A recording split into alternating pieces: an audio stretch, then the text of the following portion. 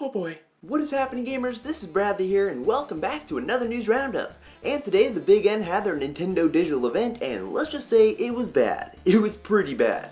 I'm easy to please, but that presentation was lackluster. Now, the whole presentation wasn't terrible, there were some highlights sprinkled throughout, but overall, it was a letdown. On a positive note, one of the coolest parts of the digital event were the puppets of Miyamoto, Reggie, and Iwata. They were just so quirky, and it was a super awesome way to start off the presentation. And it was also a nice segue into Star Fox Zero, which is the official name for Star Fox Wii U. I'm going to be honest here, but the trailer for Star Fox Zero really didn't capture my interest and make me hyped for the game.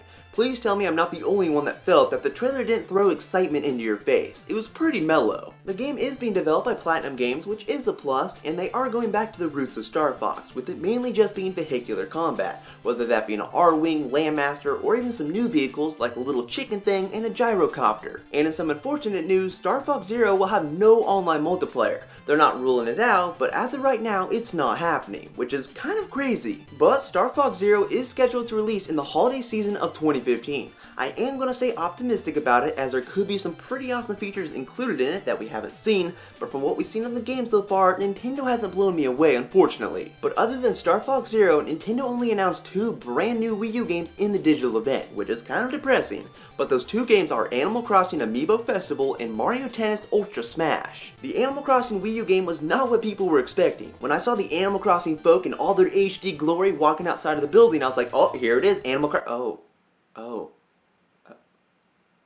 That's not Animal Crossing. What we got is basically an Animal Crossing board game where I think you have to have an Animal Crossing amiibo to play the game. Again, the trailer for the game really didn't show anything super fancy. It kind of just looks like a generic board game but with an Animal Crossing theme. But when Amiibo Festival does launch in the holiday season of 2015, it will come bundled with the game, 2 Amiibo figurines, and 3 Amiibo cards. I do have to say that the lineup of new Animal Crossing Amiibo that were revealed actually look adorable though. They look pretty snazzy. This could be a teeny tiny teaser of what Amiibo Festival is really going to be all about. Hopefully there's going to be a lot more features in the game. But again, from what we've seen of it, it is kind of a disappointment. There better be online multiplayer or at least a robust single player or something like that. Otherwise I'm going to cut my other leg off. As for the other new Wii U game, that being Mario Tennis Ultra Smash, it's really nothing groundbreaking. It's Mario Tennis, and Mario Tennis games usually are pretty fun. This time they'll be adding jump shots so you can hit balls high overhead, and also giant mushrooms so you can make your character giant.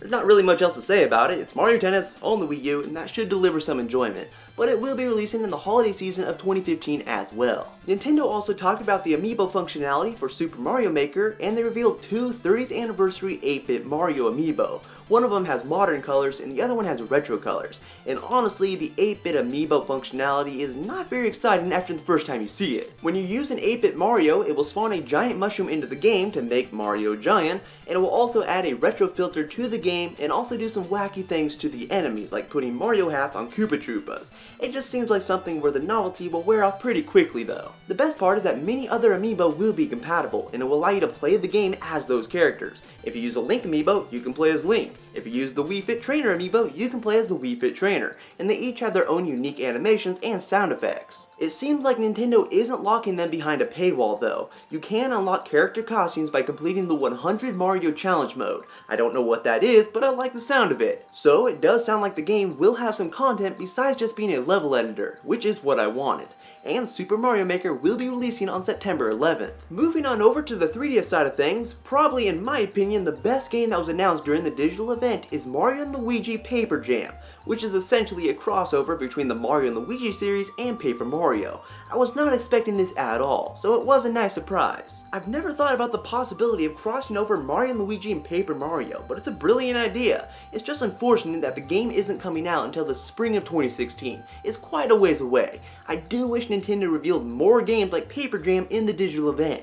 Another great game that Nintendo announced in the presentation is The Legend of Zelda Triforce Heroes, which can be described as the spiritual successor to 4 Swords. Rather than being 4 players, this game will only be 3 players, and you'll need to work cooperatively to complete dungeons. And you'll even be able to stack up on top of each other to defeat enemies and get past puzzles. It's also neat that you can dress Link up in different outfits and it will give him different abilities, such as one that gives him luck. So if he gets hit, he might not take damage. And speaking of that, you all share 1 health bar. But probably one of the best things about the game is that it does include online multiplayer. Yes, you can band up with friends online to complete these dungeons. Thank you, Nintendo! And we also don't have to wait too long for Triforce Heroes, as it is scheduled to release this fall. Now, Animal Crossing Amiibo Festival wasn't the only controversial game that was announced. The 3DS also had a doozy, that being Metroid Prime Federation Force. Shoot me here, but Federation Force actually looks like it might be fun. I rewatched the trailer and what I saw didn't look half bad. Sure, it has the Metroid Prime name on it, but don't think of it as a Metroid game. I like that it's a co-op game that can be experienced online and you need to work together to complete objective-based missions and clear out enemy-infested bases.